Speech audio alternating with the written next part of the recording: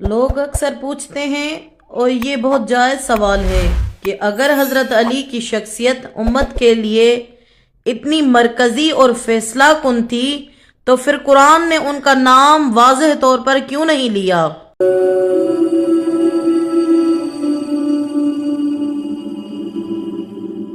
میں ہوں زاہدہ بطول اور آپ دیکھ رہے ہیں زاہداس اسپریچول ٹاک۔ آج ہم ایسے سوال کی گہرائی میں اتر رہے ہیں جو صدیوں سے مسلمانوں کے ذہنوں میں گردش کر رہا ہے، ایک سوال جو گویا ایمان اور تاریخ کے دوراہے پر لا کر کھڑا کر دیتا ہے۔ لوگ اکثر پوچھتے ہیں اور یہ بہت جائز سوال بھی ہے کہ اگر حضرت علی علیہ السلام کی شخصیت امت کے لیے مرکزی اور فیصلہ کن اور اہم تھی تو پھر قرآن مجید میں ان کا نام واضح طور پر کیوں نہیں آیا؟ یہ واقعی نہایت اہم اور بنیادی سوال ہے۔ آخر کیا وجہ تھی؟ کیا قرآن میں صرف اشارے ہیں؟ کیا یہ سب باتیں بعد میں پیدا کی گئی؟ تو آئیے جانتے ہیں ان تمام تر سوالات کے جوابات اور ان دینی تعلیمات کو حاصل کرنے کی کوشش کے لیے ہمارے چینل کو ضرور سبسکرائب کریں اور ہمارے ساتھ جڑے رہیں۔ آج ہم سید محمد موسوی کی تحقیق و کاوش کی روشنی میں کچھ نقطوں کو سمجھنے کی کوشش کریں گے۔ یہ سوال اس لیے بھی اہم ہے کہ ہمیں دعوت دیتا ہے کہ ہم قرآن کو کس نظر سے دیکھتے ہیں۔ کیا قرآن محض ناموں کی فہرست ہے جیسے مریم، محمد، فتح، بقرہ، مائدہ، نساء، یا اس میں صفات اور کردار کے ذریعے شخصیات کی پہچان کروائی گئی ہے؟ تو آئیے اس زاویے سے گفتگو کا آغاز کرتے ہیں۔ یہ کوئی ایک یا دو آیات کا معاملہ نہیں۔ حیران کن حقیقت یہ ہے کہ حضرت عبداللہ ابن عباس کے قول کو نقل کیا گیا ہے، جنہیں حبر الامہ یعنی کہ امت کا سب سے بڑا عالم کہا گیا ہے۔ ان کے مطابق قرآن میں تقریباً 300 آیات، جی ہاں 300 آیات ایسی ہیں جو براہ راست یا بالواسطہ حضرت علی علیہ السلام کی شان میں نازل ہوئی۔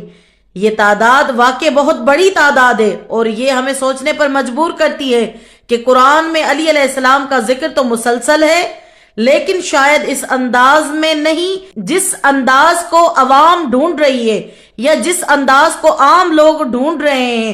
دلچسپ بات یہ ہے کہ یہ صرف ایک مکتب یا فکر کا نہیں بلکہ بڑے بڑے سنی علماء نے بھی یہی لکھا ہے۔ مثال کے طور پر ابن عساکر تاریخ دمشق میں، جلال الدین سیوطی نے تاریخ خلفاء میں، ابن حجر نے سوائق المحرقہ میں، یہ نام اس بحث کو ایک نیا رخ دیتے ہیں۔ کیونکہ اہل سنت کے بڑے بڑے علماء بھی اس چیز کو مانتے ہیں اور بیان بھی کرتے ہیں کہ قرآن میں 300 آیات سے زیادہ آیات حضرت علی علیہ السلام کی شان میں نازل کی گئی۔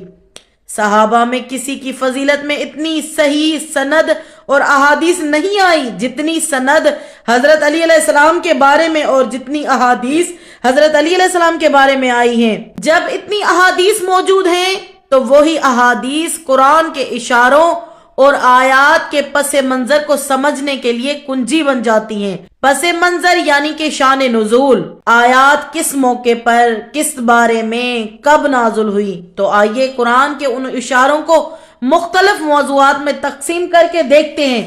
سب سے پہلے ولایت اور قیادت۔ سب سے پہلے آیت ولایت، سورہ مائدہ آیت نمبر 55 میں پروردگار عالم فرماتے انما ولیکم اللہ ورسولہ والذین آمنوا الذین یقیمون الصلاۃ ویؤتون الزکاۃ۔ تمہارا ولی تو صرف اللہ ہے، اس کا رسول اور وہ ایمان والے جو نماز قائم کرتے ہیں، رکوع کی حالت میں زکوٰۃ دیتے ہیں۔ بظاہر یہ جملہ عمومی لگتا ہے مگر شان نزول اسے خاص بنا دیتا ہے۔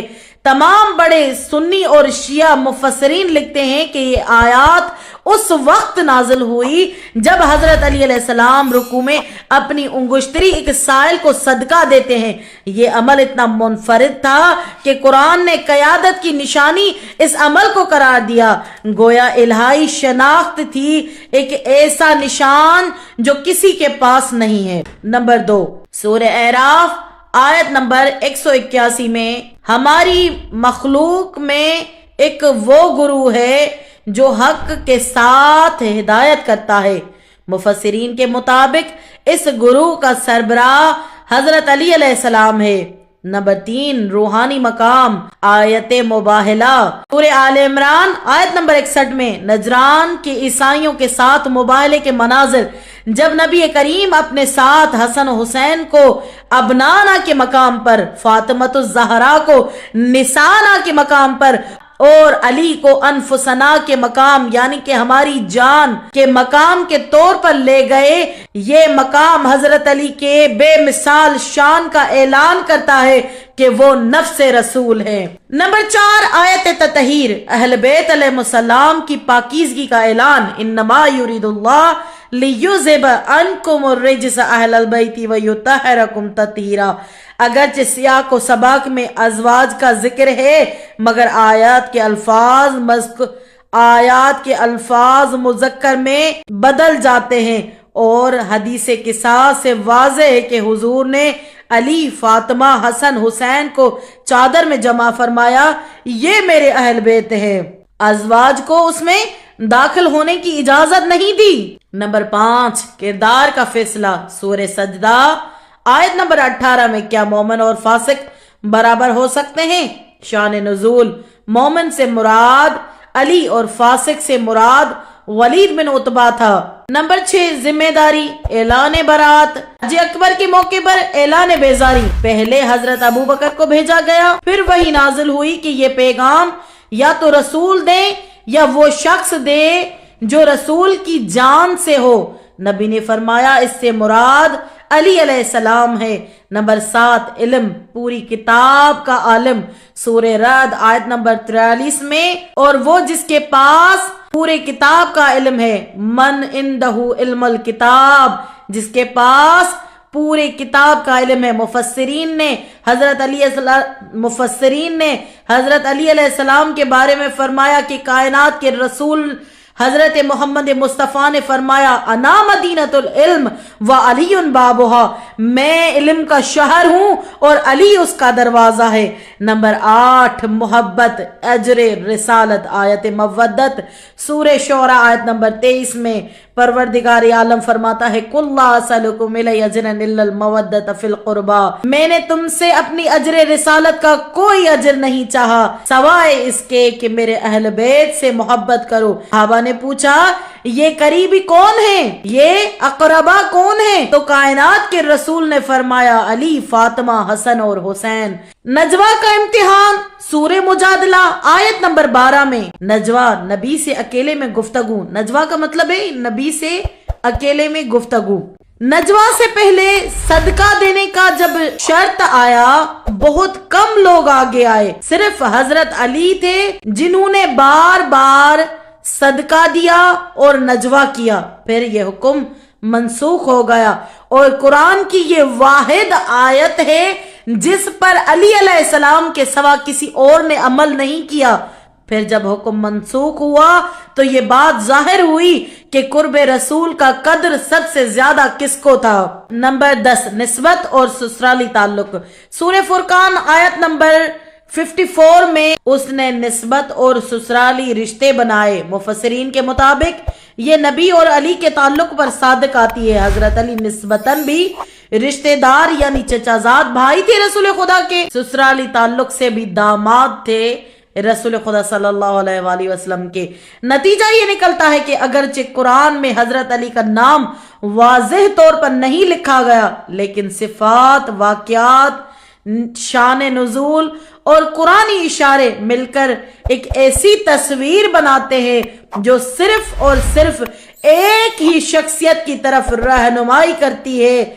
گویا اللہ کی حکمت تھی یہ کہ نام کے بجائے صفات کو دیکھا جائے تاکہ امت یہ دیکھے کہ کون شخص کردار، عمل، ولایت، علم اور قرب رسول میں اس مقام پر پورا اترتا ہے۔ شاید اللہ یہی دکھانا چاہتا تھا، کون حق کو نام سے نہیں صفات سے پہچانتا ہے، کون ہے جو حق شناسی کر سکتا ہے۔ زاہداز اسپریچول ٹاک میں آج کے لیے اتنا ہی کافی ہے کہ حضرت علی علیہ السلام کی ولایت اور عظمت کو مختلف آیات سے جانا ہم نے۔ مزید دینی موضوعات پر گفتگو سننے کے لیے زاہداز اسپریچول ٹاک کو سبسکرائب کریں اور ہم سے جڑے رہیں اس روحانی سفر میں۔ والسلام علیکم ورحمۃ اللہ وبرکاتہ۔